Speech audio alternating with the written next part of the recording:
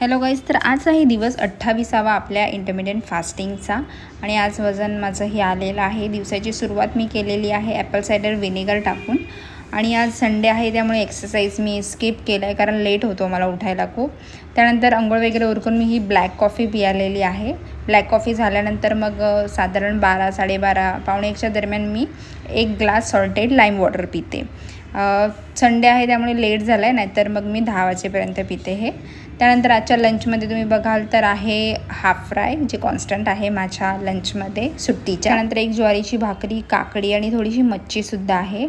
जेवून झाल्यानंतर मला थोडंसं कलिंगड खावंसं वाटत होतं खूप दिवसानंतर, त्यामुळे मी थोडंसं हे खाल्लेलं आहे. त्यानंतर मग जेवून झाल्यानंतर आज मम्मी पप्पा होळीसाठी गावी जात आहेत, तर त्यामुळे मी त्यांना बाय करून आलेली. आणि मग ही का अशी रोज माझ्याकडे बघत असते असं. संध्याकाळी माझ्याकडे चांगला वेळ होता, एक्सरसाइजसुद्धा करावीशी वाटत होती, पण एकदा का मोबाईल हातात घेऊन बसली तर वेळ कसा निघून गेला समजलंच नाही. म्हणून मग आता हे रात्रीचं सॉल्टेड लाईम वॉटर पिते 1 ग्लास. भेटूया उद्याच्या ब्लॉगमध्ये. तोपर्यंत बाय. फक्त 2 दिवस राहिले आहेत 30 दिवस कंप्लीट व्हायला.